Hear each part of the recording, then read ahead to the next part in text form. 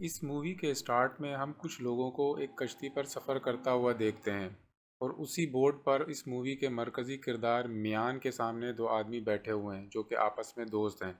और उनमें से एक आदमी अपने दोस्त की मैजिकल पावर्स को बताते हुए मियान से कहता है कि इसके पास इतनी पावर्स हैं कि ये डूबती हुई कश्ती को भी अपने मैजिक से बचा सकता है।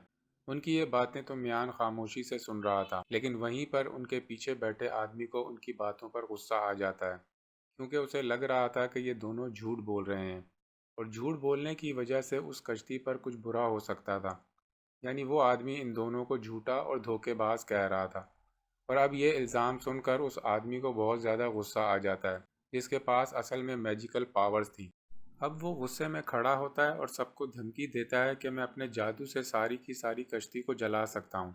और ये कहने के साथ ही वो अब अपने जादू को साबित करने के लिए अपने हाथों के दरमियान आग का गोला बनाता है और फिर इस कश्ती को जलाना शुरू कर देता है। और अब जैसे ही मियान देखता है कि कश्ती जल रही है तो वो अब अपने आइसिंग मैजिक को इस्तेमाल करके कश्ती को बचाने की कोशिश करता है। वो कश्ती की स्लेज पर छलांग लगाते हुए अपने मैजिक को शुरू करता है। वो अपने आइसिंग मैजिक की मदद से आग को बुझा देता है और साथ ही उस आग लगाने वाले आदमी को अपने मैजिक से बहुत दूर गिरा देता है। और अब क्योंकि मियान ने उस कश्ती के साथ साथ उस कश्ती पर मौजूद सभी लोगों की जान बचाई थी, इसलिए बॉस लेडी मियान का शुक्रिया अदा करने के लिए आती है, जो कि इस कश्ती की इंचार्ज थी। और यहीं पर मियान उस बॉस लेडी को बताता है कि वो इस सफ़र पर इसलिए है क्योंकि वो अपने भाई को ढूंढना चाहता है। और ये कहकर वो बॉस लेडी को अपने भाई का स्केच भी दिखाता है। अब जैसे ही वो बॉस लेडी स्केच देखती है तो 1 मिनट के लिए घबरा जाती है। फिर वो अपने चेहरे के तासुरात को कंट्रोल करते हुए मियान से कहती है, मैंने इस आदमी को पहले कभी नहीं देखा। लेकिन यहाँ उसके चेहरे के तासुरात उसके लफ्ज़ों से मैच नहीं कर रहे थे। यानी हमें पता चल रहा था कि वो औरत झूठ बोल रही है। अभी ये दोनों बातें ही कर रहे होते हैं कि इनके देखते ही देखते समंदर में एक बहुत ही बड़ा तूफान आ जाता है। और इस तूफान की वजह से शिप का तवाज़ुन बिगड़ता जा रहा था और वो इधर से उधर मूव कर रही थी, जिसकी वजह से सारे ही डर रहे थे और सभी चिल्ला रहे थे। और अब इसी के साथ हम देखते हैं कि आसमान से एक लाइटनिंग बॉल शिप के करीब आ रही है और जैसे वो फायर बॉल शिप के करीब आती है तो वो एक परी के तौर पर ज़ाहिर होती है। वो परी सबसे अपने आप को यौन के तौर पर मुतारिफ़ करवाती है, यानी इसका नाम यौन है। और यहाँ शिप पर वो लोगों को कहती है, मैं तुम्हारी मदद करने के लिए आई हूँ। और वो सभी से कहती है, अगर आप लोग इस तूफ़ान से बचना चाहते हैं तो आप लोग हमारे जजीरे पर रात गुजार सकते हैं। और क्योंकि सभी लोग इस तूफ़ान से बहुत ज़्यादा डरे हुए थे, इसलिए सभी लोग उसकी बात मान जाते हैं। और अब परी आगे की तरफ उड़ती है और इन लोगों को गाइड करते हुए उन्हें अपने जजीरे पर ले जाती है। और आखिर फिर वो लोग इस तूफ़ान से बचते हुए टर्टल आइलैंड पहुंचते हैं। और इस आइलैंड में आने पर बहुत ही प्यारी प्यारी परियां उन लोगों का इस्तकबाल करती हैं। और यहीं पर यौन उन सब लोगों को बताती है, हमारे मास्टर कुछ दिनों के लिए यहाँ से कहीं गए हुए हैं और आप लोग जब तक चाहें यहाँ रह सकते हैं। और अब वो सभी लोग अपनी सेवियर यानी उन परियों का शुक्रिया अदा करते हैं उनकी जान बचाने के लिए। यहाँ इन सब लोगों के सामने एक बहुत ही खूबसूरत परी मुसलसल नाच रही थी और सभी लोग उस जजीरे पर अपने आप को महफूज फील कर रहे थे, क्योंकि अभी उन्हें ये नहीं पता था कि उनके सामने कोई ख़तरा भी आने वाला है। और ये ख़तरा एक बहुत बड़ा मॉन्स्टर था जो कि उस आइलैंड के पास समंदर में रहा करता था और वो बहुत ही बेदर्दी से लोगों को खाया करता था। उस वक्त जब सभी लोग इस परी की परफॉर्मेंस से लुत्फ़ उठा रहे थे, लेकिन मियान को उस परी में कोई दिलचस्पी नहीं थी, क्योंकि वो यहाँ अपने भाई को तलाश करने आया था और उसे अपने भाई को ही तलाश करना था। और अब इसी काम के लिए वो उठकर फेरी यॉन के पास जाता है। म्यान उस परी को अपने भाई का स्केच दिखाता है और यहाँ पर भी वही होता है जो बॉस लेडी के साथ हुआ था। यानी पहले तो यौन यानी वो फेरी 1 मिनट के लिए घबरा जाती है और फिर वो अपने चेहरे के तासुरात को कंट्रोल करते हुए कहती है कि मैंने इस आदमी को पहले कभी नहीं देखा।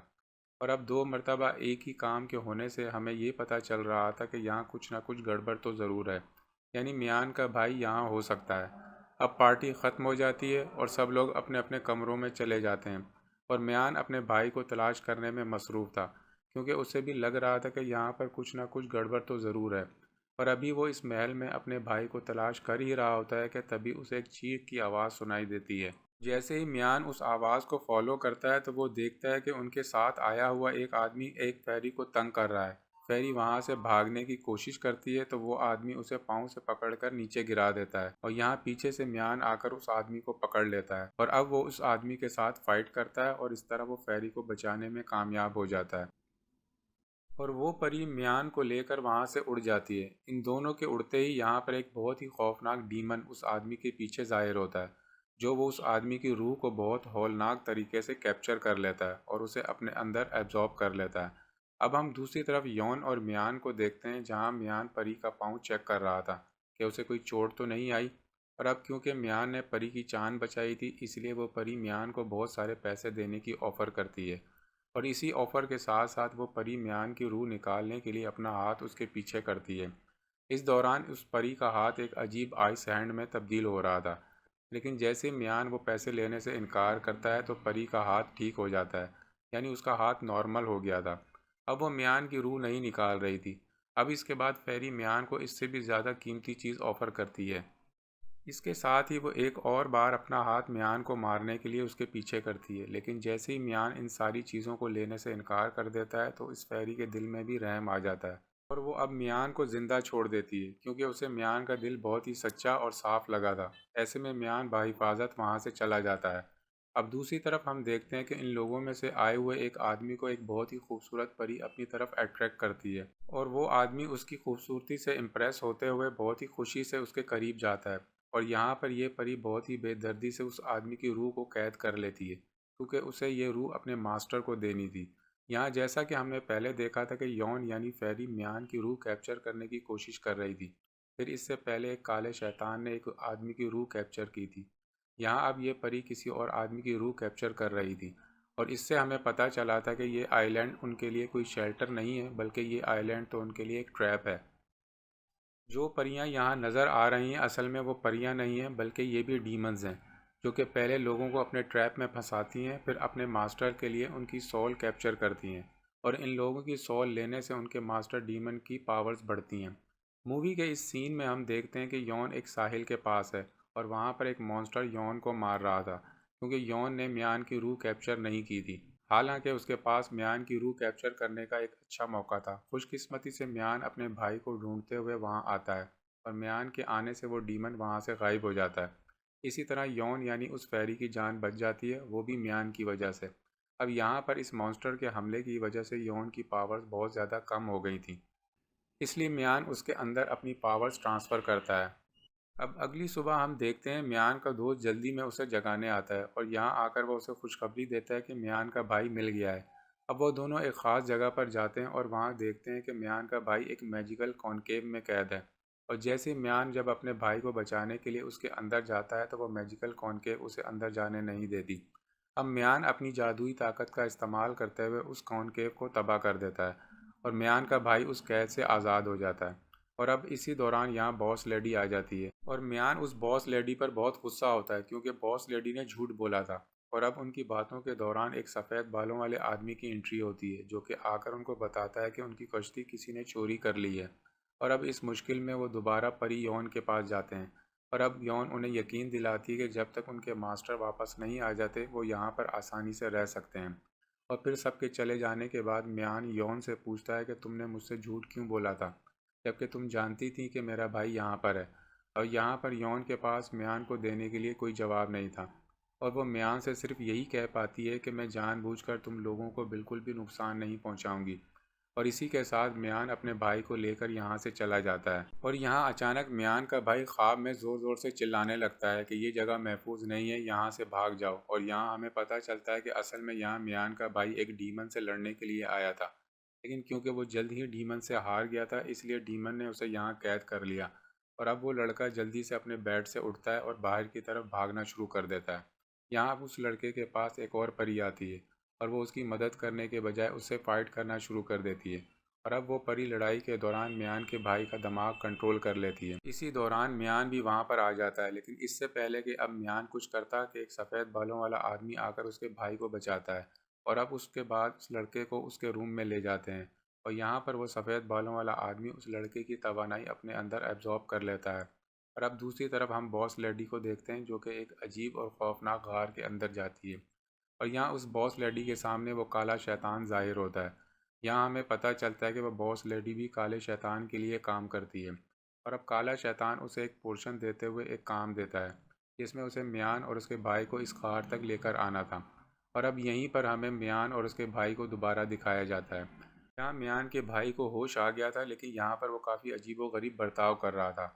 अब इसी दौरान दोबारा वहाँ पर बॉस लेडी आती है और मियान और उसके भाई से कहती है कि मेरे पास एक अच्छी खबर है। वो बताती है कि इस जजीरे के मास्टर आ गए हैं और उन्होंने हमें घर वापस जाने के लिए एक बोट ऑफ़र की है।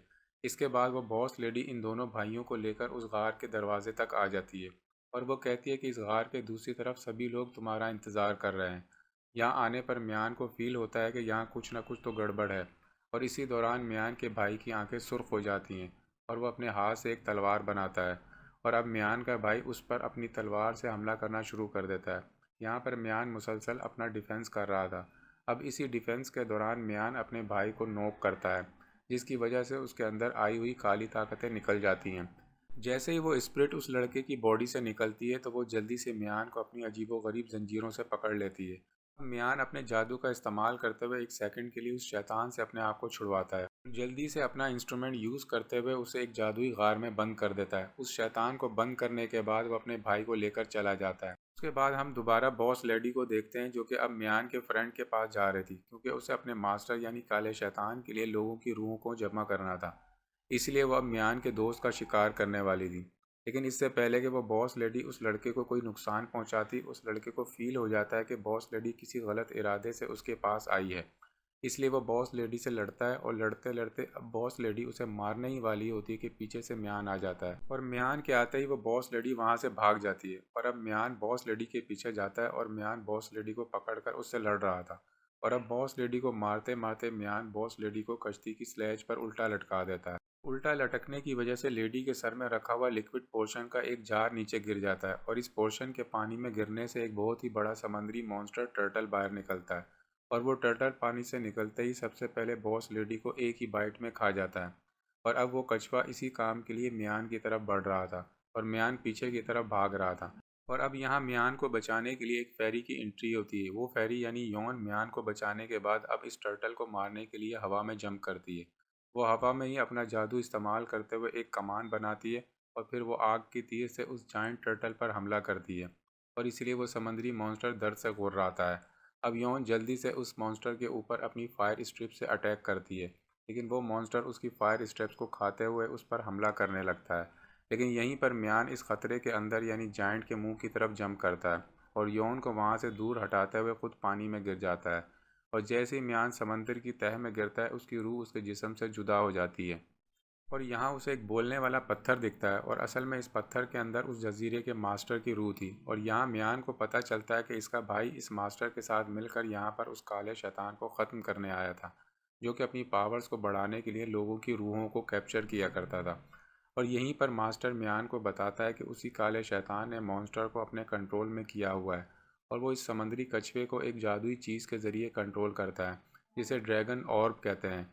और यहाँ वो मास्टर बताता है कि वो भी म्यान के भाई के साथ साथ इस शैतान से लड़ रहा था, लेकिन वो उसके सामने हार गया। फिर उसे मारकर और एक पत्थर बनाकर इस पानी में फेंक दिया गया कि म्यान के भाई को कैद कर लिया गया था। और अब ये पत्थर उसे कहता है मुझे तुम पर पूरा यकीन है कि तुम इस काले शैतान को ज़रूर शिकस्त दे दोगे। और ये कहते ही वो अपनी सारी की सारी एनर्जी म्यान के अंदर ट्रांसफ़र कर देता है और इसी के साथ मास्टर म्यान से ये भी कहता है कि अगर तुमने ड्रैगन ऑर्ब ढूंढ लिया तो तुमको शैतान को मारना और भी आसान हो जाएगा, क्योंकि वो जाइंट टर्टल इसके कंट्रोल से जो निकल जाएगा। अब दूसरी तरफ हम देखते हैं कि यौन को लग रहा था कि म्यान मर गया है और वो जाकर म्यान के भाई को बताती है कि म्यान मर गया है। लेकिन इसी दौरान म्यान एक सुपर हीरो की तरह पानी से निकल कर आता है और उसे देखकर सब लोग खुश हो जाते हैं। और अब म्यान महल में जाता है और सब लोगों को इकट्ठा करके ये सच्चाई बताता है कि यहाँ पर एक काला शैतान सब लोगों की जान ले रहा है, वो भी सिर्फ अपनी पावर्स बढ़ाने के लिए। यहाँ वो सबसे कहता है कि उन्हें इस शैतान को ख़त्म करने के लिए ड्रैगन ऑर्ब की ज़रूरत है, जिस पर यौन कहती है कि हमने यहाँ पर कभी भी ड्रैगन ऑर्ब को नहीं देखा और अब इनके पास इस जाइंट टर्टल से लड़ने के अलावा कोई चारा नहीं था, क्योंकि उस शैतान तक पहुँचने का वाहिद ज़रिया वो जाइंट मॉन्स्टर ही था। और अब म्यान अपनी टीम तैयार करके उस जाइंट मॉन्स्टर से लड़ने के लिए साहिल पर जाता है और अब साहिल पर पहुँचने के बाद वो लोग इस ड्रैगन के निकलने का इंतज़ार कर रहे थे, लेकिन तभी यौन एक पोर्शन पानी में गिराती है। इसकी वजह से वो ड्रैगन बाहर निकल आता है और अब क्योंकि वो मॉन्स्टर गुस्से में था और वो गुस्से में ही सब लोगों पर अटैक कर रहा था और यहाँ पर बाकी लोग उस मॉन्स्टर से डिफेंस करने के लिए एकदम से उस पर अटैक करते हैं। इन हमलों का उस मॉन्स्टर पर कोई भी असर नहीं होता और यहाँ पर म्यान अपने जादुई इंस्ट्रूमेंट की मदद से कछुए को दूर करने की कोशिश करता है और वो इस कछुए को कैद करने में कामयाब भी हो जाता है। और ऐसे में यहाँ सबको 1 मिनट के लिए लगता है कि उन्होंने इस समुद्री कछुए को हरा दिया है, लेकिन ऐसा कुछ भी नहीं होता। और समुद्री कछुआ 1 मिनट में ही सारी सील को तोड़ लेता है। और अब यहाँ पर वो जायंट टर्टल पूरे का पूरा लोगों को खा रहा था और बाकी लोग उस पर हमला कर रहे थे, लेकिन इन हमलों का उस पर कोई भी असर नहीं था। इसलिए म्यान जंप करता है और इस कछुए के ऊपर चला जाता है, लेकिन वो समुद्री कछुआ म्यान से बहुत ज़्यादा पावरफुल था और वो अपना डिफेंस करते हुए म्यान को बहुत दूर फेंकता है। और जब उनके साथ एक सफ़ेद बालों वाला आदमी ये देखता है कि म्यान ये लड़ाई हार रहा है, तो वो म्यान से कहता है कि वो अपना मैजिकल इंस्ट्रूमेंट उसे दे दे, ताकि वो सफ़ेद बालों वाला आदमी उसके मैजिक से इस कछुए को कंट्रोल करे और म्यान इस टर्टल पर अटैक करे। और इस तरह ये टीम वर्क करने से वो लोग जीत सकते थे। लेकिन जैसे ही म्यान वो मैजिकल इंस्ट्रूमेंट दूसरे आदमी के हवाले करता है, तो उस इंस्ट्रूमेंट के लेते ही उस आदमी की आंखें काली होना शुरू हो जाती हैं। और यहाँ पर म्यान को एहसास होता है कि वो एक ट्रैप में आ गया है। यहाँ पर हमें पता चलता है कि वो सफ़ेद बालों वाला जो उनके साथ दोस्त बनकर रह रहा था, वही असल में काला शैतान था और ये शक्ल उसकी एक इंसानी शक्ल थी। यहाँ पर अब उस आदमी और म्यान के दरमियान लड़ाई होती है। अब यहाँ पर म्यान की अपनी और उस मास्टर की दी हुई पावर से ज़्यादा शैतान की पावर थी, इसलिए शैतान उसे हरा रहा था। यहाँ पर हम देखते हैं कि वो डीमन अपने असली रूप में आते हुए उस ड्रैगन के ऊपर चढ़ जाता है और यहाँ पर वो शैतान मान जाता है कि हाँ, मैं ही हर एक की रूह को कैप्चर करता हूँ अपनी ताकत बढ़ाने के लिए। यहाँ पर हम देखते हैं कि म्यान, उसका भाई और वो परी यौन तीनों मिलकर उस शैतान और मॉन्स्टर से लड़ रहे थे, लेकिन इस मॉन्स्टर और शैतान की पावर्स बहुत ज़्यादा थी। फिर वो तीनों अपनी पावर्स को कंबाइन करते हैं और अपने ऊपर एक शील्ड बना लेते हैं, क्योंकि वो जायंट टर्टल हर चीज़ को अपनी लपेट में ले रहा था। इसी दौरान वो जायंट टर्टल अपनी सारी पावर्स को जमा करता है और उनकी इस शील्ड को तोड़ देता है। इसकी वजह से वो तीनों बहुत दूर जाकर गिरते हैं। अब वो मॉन्स्टर हर चीज़ को अपने मुंह के अंदर लेने की कोशिश कर रहा था। अब यहाँ पर म्यान और उसका भाई उसका शिकार बनने वाले थे, लेकिन यहीं पर वो फेरी यौन अपनी मैजिकल स्ट्रिप से उनको बचा लेती है और यहीं पर वो फेरी एक सेकंड के लिए उस ड्रैगन को भी कंट्रोल कर लेती है। जहाँ पर म्यान नोटिस करता है कि वो ड्रैगन ऑर्ब इस टर्टल की आंख में है, जिसकी मदद से उस काले शैतान ने इसको कंट्रोल किया हुआ है। तो म्यान उस कछुए की आंख की तरफ जंप करता है उस ड्रैगन ऑर्ब को तोड़ने के लिए, लेकिन इसी दौरान वो शैतान उसके हमले के दरमियान में आ जाता है, जिसका मुकाबला फेरी करती है। इस तरह म्यान उस ड्रैगन ऑर्ब को तोड़कर उस मॉन्स्टर को उस डीमन के कब्जे से आज़ाद करवा लेता है। और यहाँ डीमन और फेरी की लड़ाई में डीमन फेरी को बहुत ज़ोर से मारता है, जिसकी वजह से फेरी के मुंह से ब्लड निकलता है। और यहीं पर जायंट टर्टल, जो कि काले शैतान के कब्जे में था, जो कि अब उसके कब्जे से निकल गया था, इसीलिए वो काले शैतान को ही खा लेता है। और यहाँ पर म्यान जल्दी से अपनी फ्रेंड के पास जाता है, जो कि मर रही थी, लेकिन म्यान उसे मरने देना नहीं चाहता था। लेकिन वहाँ पर फेरी उसे बताती है कि मुझे बचाने में तुम्हें काफ़ी देर हो गई है। और यहाँ पर फेरी म्यान से वादा लेती है कि तुम मेरे और अपने लिए इस दुनिया में ज़िंदा रहोगे। और साथ ही वो इससे वादा करती है कि अगली ज़िंदगी में वो उसे ज़रूर ढूंढ लेगी। और यही कहते हुए फेरी मर जाती है, जिस पर म्यान को बहुत ज़्यादा दुख होता है, क्योंकि अब वो इस परी को पसंद करने लगा था। और अब इस मूवी के पोस्ट क्रेडिट सीन में हम देखते हैं कि जायंट टर्टल म्यान, उसके भाई और उसके फ्रेंड को उनके घर तक पहुंचा रहा था, एक शुक्रिया गिफ्ट के तौर पर, क्योंकि म्यान ने उसकी जान जो बचाई थी उस काले शैतान से। लेकिन यहाँ पर म्यान बहुत ज़्यादा खामोश और दुखी था, क्योंकि उसकी फ्रेंड जो मर गई थी। और यही दिखाते हुए ये मूवी एंड हो जाती है।